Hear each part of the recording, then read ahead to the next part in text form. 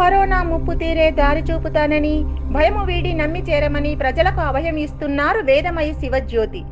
నేను జగన్మాతను అంటే నమ్మకపోవడానికి కారణాన్ని అన్వేషించి నిజాన్ని గ్రహించుకున్నాను. ప్రతి ఒక్కరిపై కలి ప్రభావం ఉంటుందన్న అన్నమాచార్య వాక్కును గుర్తుకు తెచ్చుకున్నాను. కలికి అందరూ లోబడి ఉంటారని, కలి ప్రభావం తగ్గించేందుకు మీరు ఏం చేయాలో మీకు తెలుసని నా అంతరంగంలో గురువుగారు చెప్పగా, అదే ఆదేశంగా భావించి ప్రజలను ఉద్ధరించేందుకు ఉద్యుక్తురాలినయ్యానని చెబుతున్నారు. కరోనా కారణంగా ప్రజలు భయపడాల్సిన పని లేదని శివజ్యోతి తేల్చారు. సర్వే జనా సుఖినో భవంతు, లోకాం సమస్తాం సుఖినో భవంతు. శ్రీ గురుభ్యో నమః, శ్రీ మాత్రే నమః. ప్రియమైన ఆత్మబంధువులందరికీ నా యొక్క ప్రణామాలు. నా పేరు శివజ్యోతి. నేను తెలుగింటి ఆడపడుచుని. తమిళనాట గృహలక్ష్మిగా అడుగుపెట్టాను. నేను పుట్టింది పెరిగింది అంతా ఒక ఆధ్యాత్మిక వాతావరణంలో. చిన్నతనం నుంచి మానవ జన్మకు ఉన్న లక్ష్యం ఏంటి అన్న ఆలోచనతో మొదలయ్యింది నా బాల్యం. తండ్రి గారు శ్రీమద్ భాగవతము తరచూ చదివించడంతో నాకు స్పష్టమైంది మానవ జన్మకు సార్థకత పరమాత్మను చేరుకోవడమని, సద్గుణాలను పెంపొందించుకోవడమని. ఇలా చిన్నతనంలోనే ఈ ఆధ్యాత్మిక విషయాలు నాటుకుపోవడంతో సమాజంలోని అవకతవకలెన్నో నన్ను ఆలోచింపజేశాయి. ఎందుకిలా ఉంది ఈ సమాజం? దీన్ని మార్చడం ఎలా? ఈ సమాజంలో మనుషులు ఎందుకు ఇలా ఉన్నారు? సమస్యలు ఎందుకు ఇలా చుట్టుముట్టాయి అని ఆనాడే ఆలోచనల్లో పడిన నేను ఎప్పటికైనా ఈ సమాజంలో ఈ మనుషుల్లో మార్పు తీసుకురావాలి అన్న దృఢ సంకల్పం చేశాను. ఇది కేవలం ఈశ్వరుడి యొక్క ప్రేరణగా నేను స్వీకరించాను. అదే ఈశ్వరుడికి నేను శరణు పొందాను. నువ్వు ఇచ్చిన ప్రేరణకు ఫలితంగా నేను సంకల్పిస్తున్నాను, ఈశ్వరా నన్ను నడిపించు. ఏనాటికైనా నిన్ను సాక్షాత్కారం చేసుకునే ఒక భాగ్యాన్ని నాకివ్వు. ఆనాడు నేను కోరిన కోర్కెను నువ్వు తీర్చాలి. నీకు తెలుసు నాలో ఏ స్వార్థము లేదు. ప్రపంచం కోసం నేను ఈ సాధనను మొదలు పెడుతున్నాను. ఏ రోజైతే నువ్వు నన్ను అనుగ్రహిస్తావో ఆ రోజు నేను నిన్ను కోరే కోరిక ఒక్కటే. ప్రపంచవ్యాప్తంగా ఉన్న నా చుట్టూ ఉన్న సమస్యలన్నిటికీ పరిష్కారం చూపగల ఒక జ్ఞానాన్ని నాకివ్వు, సంపూర్ణ ఆత్మజ్ఞానాన్ని నాకివ్వు అని కోరుకున్న వేళ పరమేశ్వరుడు నన్ను ఒక సాధనా మార్గంలో తీసుకొచ్చాడు. అప్పటి నుంచి ఇప్పటి వరకు ఎన్నో ఆధ్యాత్మిక సాధనలు కొనసాగాయి నా జీవితంలో, నా ప్రమేయం లేకుండానే. ఈ విధంగా వీరబ్రహ్మేంద్ర స్వామి జీవిత చరిత్ర నాలో ఎంతగానో ఒక స్ఫూర్తినిచ్చింది. మానవ శరీరంలో 6 చక్రాలు ఉంటాయి అన్న ఆయన వాక్యం నన్ను యోగా ధ్యానం వైపు నడిపించింది. ఇలా చెప్పుకుంటూ పోతే అనేక సాధనలు నా జీవితంలో ఆ ఈశ్వరుడి అనుగ్రహం వల్ల వచ్చాయి. అయితే సమాజంలో నా చుట్టూ ఉన్న సమస్యలకు పరిష్కారం చెప్పాలి అంటే ఎవరికి చెప్పాలి? ప్రభుత్వాధినేతలకు చెప్పాలి, సమాజంలోని పెద్దలకు చెప్పాలి. ఇవన్నీ ఎన్నో ప్రయత్నాలు చేస్తూ వచ్చాను నేను. అయితే ఏ ఒక్కరు కూడా నా మాటలు పట్టించుకొని వైనం నన్ను తలచివేసింది. గత 2 సంవత్సరాలుగా నేను చేస్తున్న ప్రయత్నాలు అన్నీ ఇన్ని కావు. అయితే నాలో కలిగిన సందేహం ఏంటంటే, సర్వసాధారణంగా ఒక చిన్న అమ్మాయికి వచ్చే ఆలోచనలు కాకుండా నాలో ఈ ప్రత్యేకమైన ఆలోచనలు ఎందుకు వచ్చాయి? నేను ఈ సాధనలో ఎందుకు కొనసాగాల్సి వచ్చింది, నేను ఎవరిని అన్న ప్రశ్న నాలో తలెత్తింది. సహజమే కదా ఇదైతే. ఎంత చెట్టుకు అంత గాలి అంటారు.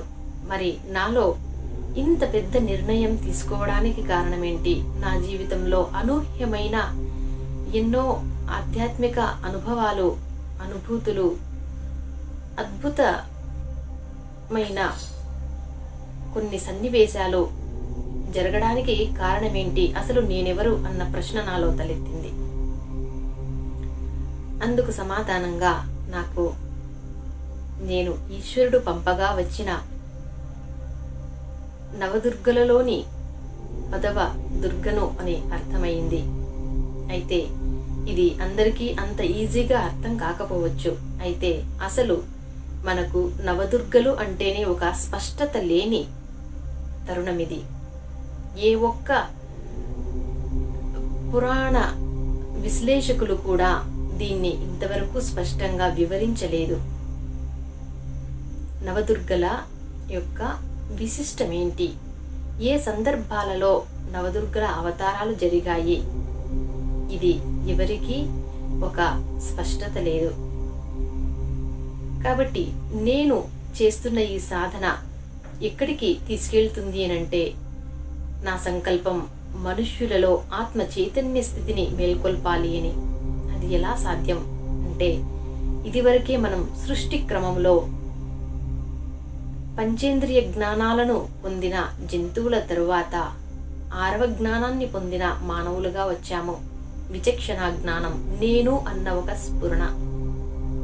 ఏ జంతువులో లేని ఒక ప్రత్యేకమైన గుణము మానవులలో ఉంది. అదే నేను అన్న ఒక అహం అన్న ఒక స్ఫురణ. అయితే ఇంతవరకు పంచేంద్రియాలకు లోబడి ఎన్నో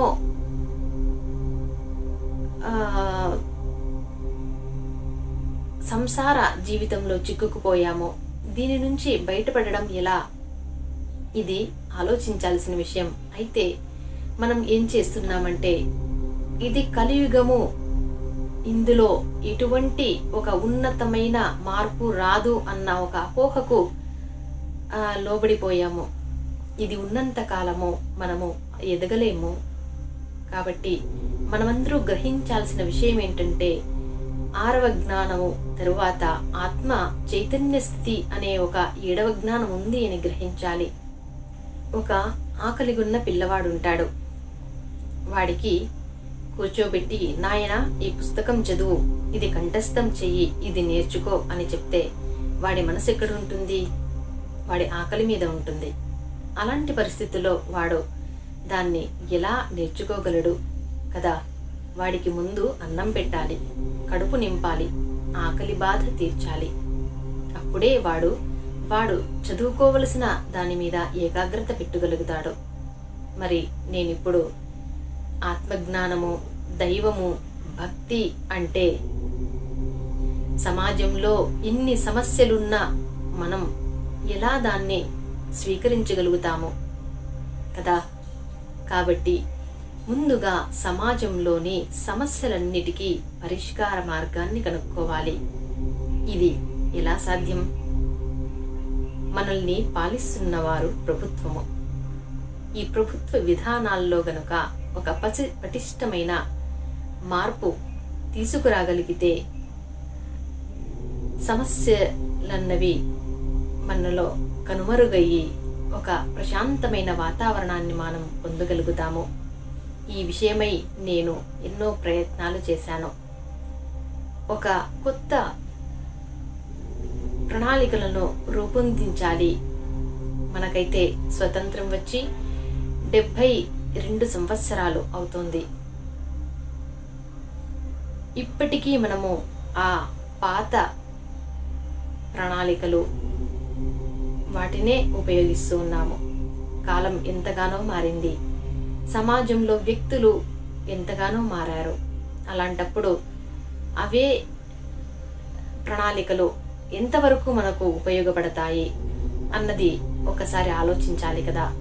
మనకైతే చాలా స్పష్టంగా తెలుసు ఎన్ని అవకతవకలు మన చుట్టూ జరుగుతూ ఉన్నాయో. ప్రభుత్వ పాలనలో ప్రభుత్వాధికారులు అంటూ ఎన్నో మనం చెప్పుకోకూడనివి జరుగుతూ ఉండగా దీన్ని మార్చాల్సిన, ఈ పరిస్థితిని అదుపు చేయాల్సిన బాధ్యత ప్రభుత్వం పైన ఉంటుంది కదా.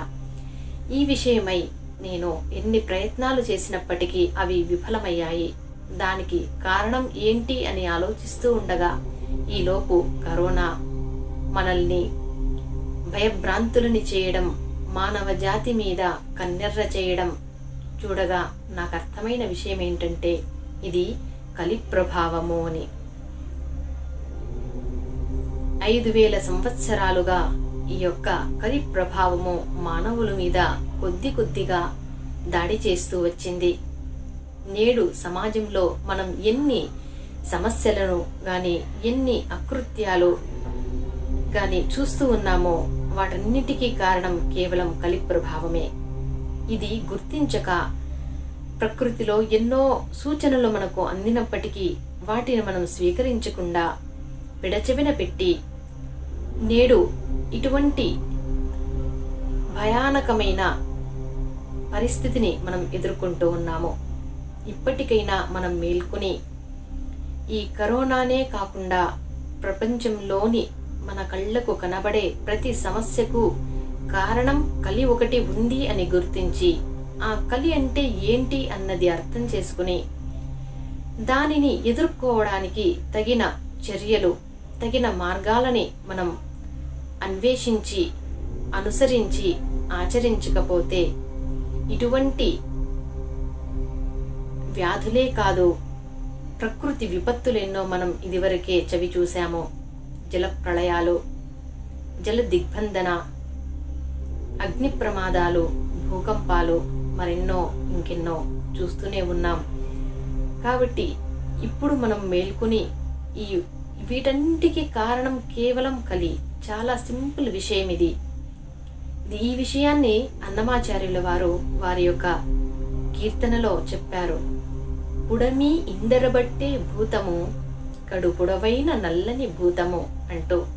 ఆయన ఏది స్పష్టంగా చెప్పలేదు ఇది కలి ప్రభావము అని. కానీ మనం పురాణ విశ్లేషకులు దీన్ని ఖచ్చితంగా అర్థం చేసుకోగలరనుకుంటాను. కాబట్టి సమస్య ఒకటి ఉంది అని తెలిసినప్పుడు దానికి పరిష్కారం కనుక్కోవడం ఈజీ అన్నది మనకు అర్థమవుతుంది. కాబట్టి ఎలాగైనా నాకు ఒక్క అవకాశం ఇస్తే నేను ఇందులో దాగున్న మర్మం ఏంటి, దీన్ని మనం ఎలా ఎదుర్కోవాలి అన్న విషయాల్ని చాలా సింపుల్గా, ఎటువంటి కష్టము లేకుండా వాటిని మనం ఎలా ఆచరించాలో వివరిస్తాను. చివరిగా మనకు దశావతారాలు 2 రకాలు.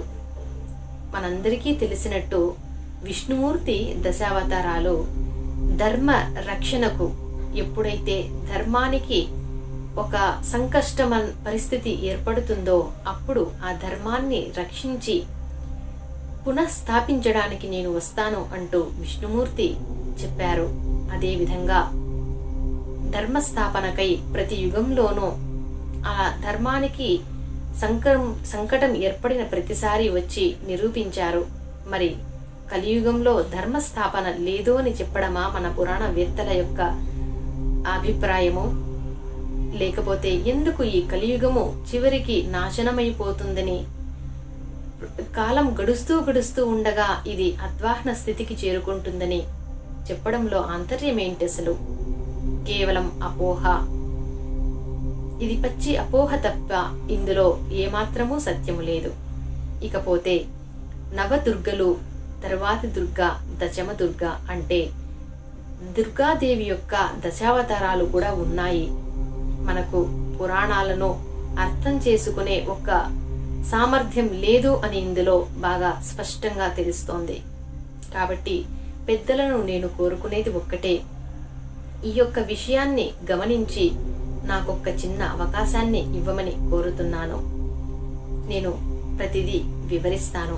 ఇకపోతే దుర్గాదేవి యొక్క అవతారాలను మనం యజుర్వేద సంహిత గ్రంథంలో చూడగలం.